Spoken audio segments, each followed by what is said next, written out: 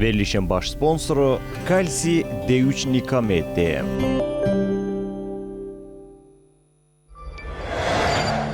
İdman həkimi, fizioterapevt Fərid Səlimovun sponsorluğu ilə Ay Həkim verilişinə baxırsınız.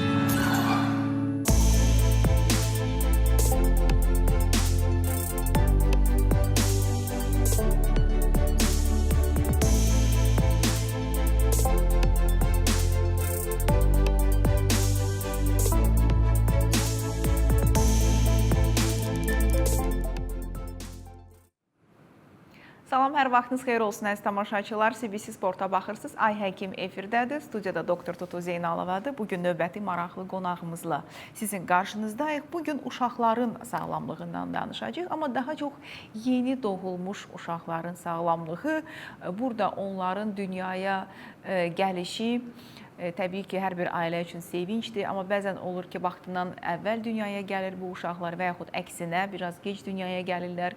Burada təbii ki, ananın sağlamlığı öz yerində, amma uşaqların da sağlamlığı çox vacibdir və bu məsələdə bizim köməyimizə neonatoloqlar gəlir, pediatr neonatoloqlar, yəni yeni doğulmuşlarla məşğul olan həkimlər.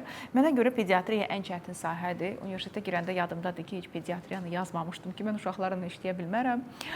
Biraz belə, bilmirəm, həssas olmaq, yəqin ki, olmamaq lazımdır pediatr işləmək üçün. İstənilən halda bugün bu işin öhdəsindən kifayət qədər peşəkarcasına gələn həkimimiz, Yeni Klinikanın həkimi doktor Əkbər Quliyev studiyamızdadır və biz onunla bu mövzuda söhbət edəcəyik. Xoş gəlmişsiniz doktor, çox şadam sizi görməyimə. Ümumiyyətlə, pediatr neonatoloq kimdir və bu işin çətinlikləri? Pediatr neonatoloq həkim olaraq ilk doğumdan sonra 28 gün uşağı nəzarətdə saxlayan bir həkim heyətidir. 28 gündən sonra artıq pediatrik dönəmə gedir. Yəni bu dediyimiz ailə sağlamlıq mərkəzlərinə və yaxud da ki, sahə üzrə pediatrlara davam eləyir, onlarla izləmi. Amma neonatoloq sırf doğumda və doğumdan sonra yaranan problemlərdə və yaxud da ki, normal uşağın izləmində təqib eləyən həkimlərdir. Yəni, uşaq dünyaya gələn kimi ilk qarşılaşdığı həkim ginekoloqdan sonra neonatoloqdur.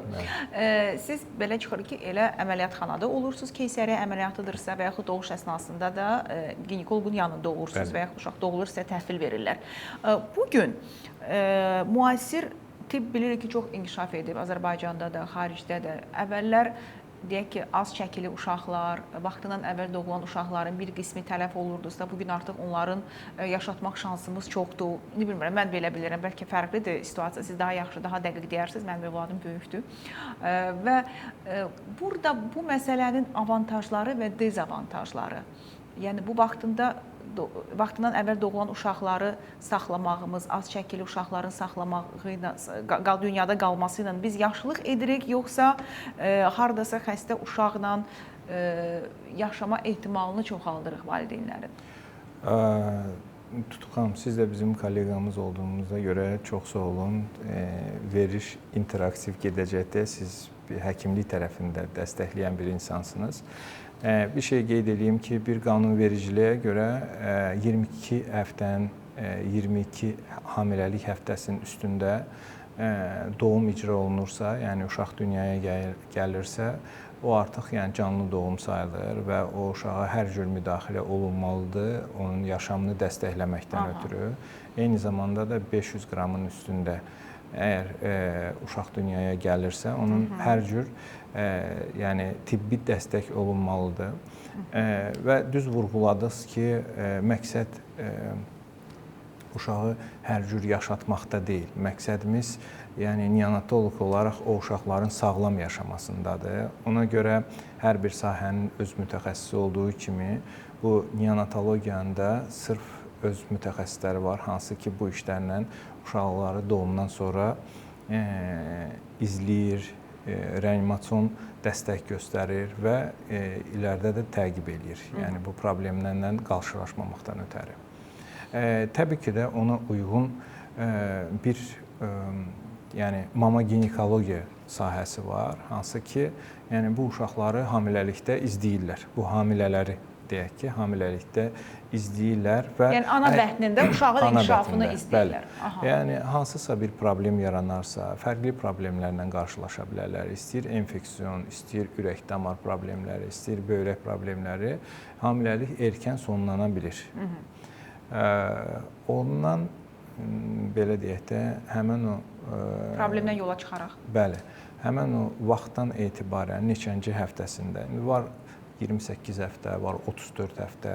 Amma həftə nə qədər irəli olursa, həftə nə qədər böyük olursa, o uşağın həm ölüm riskini, həm yaşamaq sürəsini uzadır. Yəni ehtimalını da belə deyək ki, daha az problemlərlə qarşılaşa bilərik. Ona uyğun da neonatal xidmət göstərən xəstəxanalar var. Hər xəstəxana, hər neonatoloq olan yer bunu göstərmir. Birinci, ikinci, üçüncü səviyyəli olan xəstəxanalar var, perinatal mərkəzlər var. Hansı ki, o hamiləlik dövründə artıq o riski mama ginekoloqu müşahidə edəndə, aşkarlayanda o artıq onu transfer eləməlidir həmən o xidmət göstərilən yerlərə. Doktor, üzr istəyirəm, sözünü kəsdim. Bu necə tənzimlənir? Deyək ki, ginekoloq uşağı təqib edir, hər şey yaxşıdır. 26-cı həftədə bir problem yaranır və deyir ki, mən 2 həftəyə əməliyyat eləməliyim. Burada ola bilər ki, o ginekoloq işləyir özəl klinikada. Hər özəl xəstəxana belə ağır xəstələri, yəni bu dünyaya, belə dünyaya gələn uşaqlar üçün hazırlıqsız ola bilər. Burada o ginekoloq gəlib əməliyyatı sizin klinikada mı edir, yoxsa ümumiyyətlə hamiləni mi sizə təhvil verir? Perinatal mərkəz məncə qəzadan sonra işləmir, yoxsa bərpa olub qismən? Hələlik fəaliyyət göstərmir. Göstərmir, aha. Yəni ölkədə ümumiyyətlə bu xəstəxanalar üzrə bu xəstələrin bölgüsü necə müəyyənləşdirilir? Çünki ola bilər ki, bu xəstə regiondan gəlsin, oradakı həkimlər, ginekoloqlar müraciət etsin ki, bu hamiləliyi təqib edirəm, belə bir problem var, vaxtından əvvəl doğuş ola bilər. Yəni necə tənzimlənir bu? Tutu xanım, bu belə tənzimlənir ki, bunlar hamısı multidisiplinar bir ortamda olmalıdır. Əgər bir ginekoloq birinci səviyyəli xəstəxanada işləyirsə, fərq eləməz. Həmən səviyyələr özəl xəstəxanalara da verilir. Məsəl üçün ki, 37 həftənin altına və yaxud da 34 həftənin altında olan hamiləlik həftəsini siz doğurda bilməzsiniz. Çünki sizin lazımı neonatal xidmətiniz yoxdur. Onu artıq da rəhbər qurumlar tərəfindən təyin olunur və o xəstəxanalara lisenziya veriləndə onlar özləri öz səviyyələrini bəlli eləyirlər. Və təbii ki, elə bir risk olanda başqa bir mərkəzin ginekoloqundan və yaxud da ki, şöbə rəhbərindən əlaqə saxlayır ki, belə bir hamiləliyimiz var, bizdə o icra oluna bilmir. Yəni köçürülməyini, bəli. O xəstə xidmətləri var. İndi icbari tibbi sığorta üzrə zərflər var. O zərflərə də daxildir. Ondan sonra bu xəstə koordinasiya mərkəzi də var. Ora xəbər verilir. Ora da əgər yer olan yerdə, əgər küvez varsa və yaxud da ki, ginekoloq qəbul eləyirsə, ora artıq o xəstəxanaya transfer edir. Aydındır. Ən kiçik rast gəldiyiniz körpə neçə kilo olub və neçə aylıq? Ən kiçik, yəni 450 qram olubdur. Yaşayır. Bəli. Aha. Bu uşaqlar 450 qram, yəni ovucumuzun içinə yerləşir də. Yəni çox balacadır, amma mənim yadımdadır ki, biz tələbə vaxtı pediatriya institutunda bir atılmış körpə var idi, 950 qram idi və bütün qrupumuz o körpəyə hər şeyi alırdıq ki, o yaşasın və yaşayırdı da. Ən kiçik gördüyüm o idi əslində və eşitdiyim 650 qram idi, amma 450 qram birinci dəfədə eşidirəm. Bu körpələrin yaşaması gözəldir, yaxşıdır, amma müəyyən testlər varmı ki, uşaq filan həftədə doğulubsa, yəni bu həftələrə uyğun olaraq ki, bu testlər mütləq aparılmalıdır ki, bu xəstəliklərin gələcəkdə yaranma ehtimalı və ya mövcudluğunu inkar edək ki, uşağın yaşaması valideynə gələcəkdə sosial, mental problemlər yaratmasın. Bəli, o çox aktual mövzudur və hal-hazırda da dünya neonatologiyasında belə böyük bir aktuallıq daşıyır. Çünki bayaqlar dediyim kimi, yəni məqsəd o uşaqların keyfiyyətli həyat komfortunu və həyat keyfiyyətini təmin eləməkdir və sağlam yaşatmaqdır. Buna görə də mütləq yəni neonatal reanimasiyası həm tibbi təciz olunmuş, həm professional komanda tərəfindən icra olunmalıdır. Çünki orada o qədər incəliklər var ki, hər bir addımı, hər bir saatı ani olaraq dəyişə bilər və bu uşaqlar da irəlidə siz dediyiniz kimi həm beyin hasarı problemi yaşaya bilər, həm korluq, həm eşitmə qüsurları və yaxud da ki, hansısa hərəkət məhdudluq, yəni hər cür problemlə qarşılaşa bilərik. Eyni zamanda da daxili orqanlarında istəyir qaraciyər, istəyir böyrək tərəfindən, istəyir ürək tərəfindən bu problemlər müşahidə oluna bilər.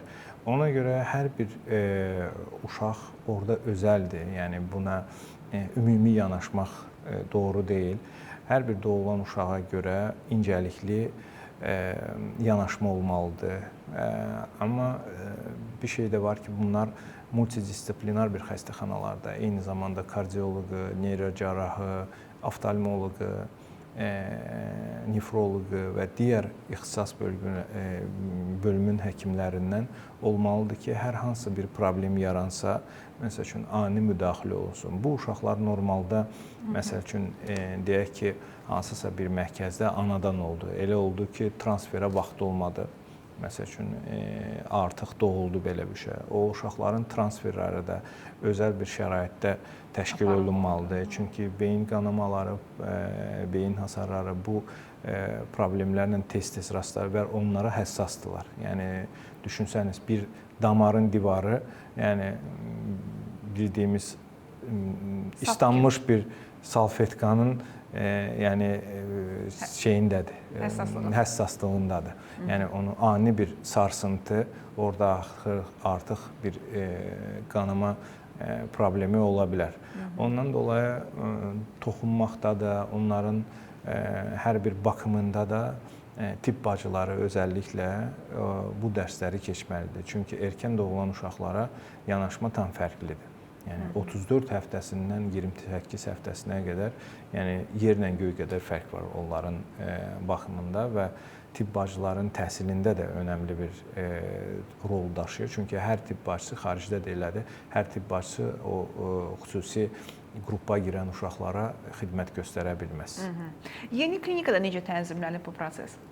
Yeni klinika yəni yeni bir xəstəxana olduğu üçün və maddi texniki bazası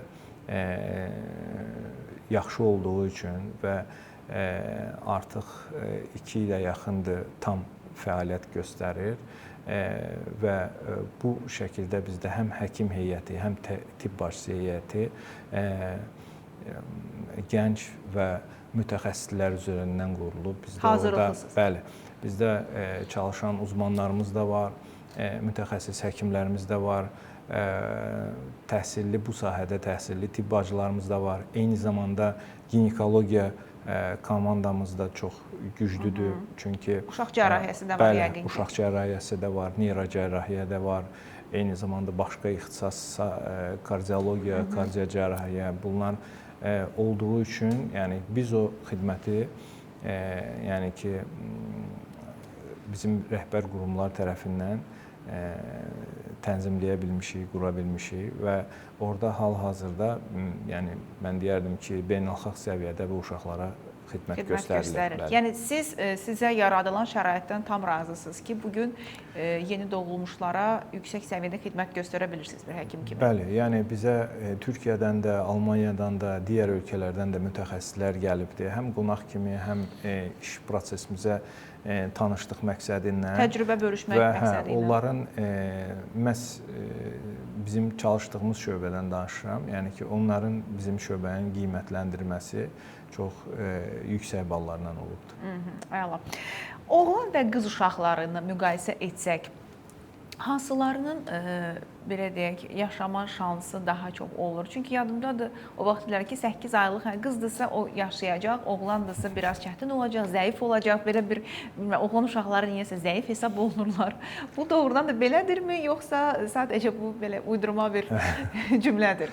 Yəni bu nədən asılıdır bu? Oğlan solidar tərəfini tutmaq olmasın, amma ki Belə bir müşahidə də var ki, oğlan uşaqlarında hər bir xəstəlik risk qrupu öndədir. Amma qızlarda, amma bizim praktiki şəxsən deyək, yəni praktiki nöqteyi nəzərdən müşahidədə həqiqətən də qızlar daha çox dirəncli olurlar xəstəliklərə, həqiqətən də müalicəyə də yaxşı cavab verirlər. Yəni bu şeyləri öz praktikamızda belə müşahidə eləmişik və həqiqətən də nəşrlər də onu yazır, tibbi nəşrlər ki, oğlanlarda xəstəlik, hansısa xəstəlik riski çox xəstəliklərdə birinci qrupdurlar. Qızlardan daha belə deyək də zəifdirlər. Aydındır. Deməli doğrudan da oğlan uşaqları zəifdirlər. Yəni amma böyüyəndə artıq gələn həkimlər, yəni böyüklərin patologiyaları ilə gələndə hər zaman deyirlər ki, bu xəstəlik qadınlarda daha çox rast gəlir. Bu xəstəlik qadınlarda daha çox rast gəlir.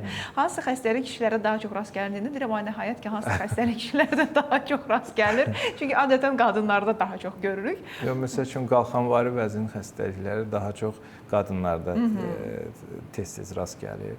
Yəni ürək patologiyaları kişilərdə. O xəstəlik çox deyil. O xəstəliyin sayı çox deyil. Deyərdim ki, kişilərdə daha çox xəstəliklər növləri yəni kişi kimi dünyaya gəlmək daha mı şanssız hesab edirsiniz? Şanssız. Şanssızlıqdır. Müsbət mənfi tərəfləri də var. Yəni bunu təbii ki, müzakirə etmək olar. Hər tərəfin öz avantajları və dezavantajları var. Bir də Əkbər doktor, bir sual verim sizə. Məsələn, biz bilirik ki, deyirlər ki, 40 günlük uşaqdır, 40 günə qədər uşağı çölə çıxartmayın və s. və s. Sizin tövsiyələriniz nə olur? Və bizim müasir valideynlərin yeni doğulmuşlarla münasibətdə, rəftarda hansı səhvləri edirik? Və yaxud bəlkə də hiper nəsə etməmiz gərəkən məsələlərə toxunuruq. Bu da çox önəmli mövzudur. Belə deyək, siz də yəqin ki, sosial mediadan da bilərsiniz və ictimaiyyət tərəfindən də eşidərsiniz. Çox miflər var, hansı ki, keçmişdə həqiqətən də bəlkə doğru idi, həqiqətən də bəlkə aktual idi. Amma ki, bu günləri bizim borcumuz nədir? Yəni ki, hal-hazırda tibbə cavab verən standartlar var. Onlarla belə deyək də, həm valideynləri məlumatlandıraq, həm müalicə, profilaksik tədbirlərimizi aparaq. Çünki hər bir müdaxilə gərək elmi əsaslı olsun. Yəni sübutu tibbə dayalı olsunlar. Ekstradan müdaxilələr, yəni ən zərərsіз də ola bilər, zərərli də ola bilər. Onu bilmədiyimiz halda o müdaxilələri eləməməyi tərcih edirəm. Amma ki, 40 gün çölə çıxmasın və yaxud da ki, heç kəs görməsin. Yəqin ki, bunu keçmişdə infeksion xəstəliklərə görə eləyirdilər ki, yeni doğulan uşaqlar həqiqətən də həssas olurlar. Yəni, bağçaya, məktəbə gedən uşaqlarla təmas olduqda onlar daha tez yoluxa bilirlər infeksion xəstəliklərə. Yəni, o nöqteyi nəzərdən. Belə tibbi tərəfdən onların heç bir məhdudiyyəti yoxdur. Yəni, onlar ilkin günlərdən belə artıq havaya çıxmağı və onu yavaş-yavaş hava şəraitinə, çöl mühitinə adaptasiya eləməyi biz valideynlərə tövsiyə edirik. Və onunla bərabər valideynlərin də çox həssas yanaşması, yeni doğulmuşları aşırı geyindirməsi, gəlirsən, görürsən ki, yeni doğulmuş gətiriblər, 15 dəqiqə onu soyundurur, altından. Kələm kimi soyundurur. Soyundurur. Yəni, əslində xaricdə belə fikir versək, yeni doğulmuşlara və yaxud da ki, uşaqlara daha soyuq şərait yaradırlar. Çünki soyuq hər zaman immunitetin yüksək olması deməkdir. Soyuğa əgər adaptasiya, uyğunluq olursa, bəli, o daha çox immun sistemi yüksək tutur və immuniteti davamlı edir, nəinki istiyə alışmaqda da. Bizdə isə tərsinədir. Bizim, yəni ki, valideynlərdə mən diqqət edirəm ki, bu məsələyə evi də isidirlər, eyni zamanda uşağı da çox geyindirirlər. Bunu eləməməyi tövsiyə edirik. Bu siz dediyiniz... Sonra da deyirlər ki, uşaq niyə yatmır gecələr? Səndən uşağa istidir, ona görə yatmır. Biz davam edəcəyik. Sırada reklamlarımız var və tamaşaçılar, nəzərinizə çatdırım ki, verilişimizin baş sponsoru Ştada şirkətidir. Kalsium D3 Nikamet, portağal və limon adlı çeynəmə tabletlərini sizə təqdim edir. Kalsium və D vitamini defisitinin profilaktikası məqsədi ilə həmçinin kalsium və D vitamini defisiti riski olan pasientlərdə osteoporozun müalicəsi zamanı əlavə terapiya qismində təyinata uyğun istifadə olunur. Kalsium D3 Nikamet 25 ildən artıq mövcuddur və sınanmış preparatdır. Hamilələr və 3 yaşdan yuxarı uşaqlar da istifadə edə bilər. Təşəkkürlər baş sponsorumuz Ştada şirkətinə. Digər təşəkkürümüz Böyük Britaniya təsiri idman həkimi Dr. Fərid Səlimovadır. Fərid Səlimov müasir fizioterapevtik yanaşmayla sizin xidmətinizdədir. Diz, onurğa, çiyin, əzələ ağrılarından artıq daha tez və müasir idman yanaşması ilə müalicə oluna bilərsiniz. 055 318 83 94 nömrəsinə zəng etməyiniz kifayətdir. Reklamlara baxaq, sonra söhbətimiz davam edəcək.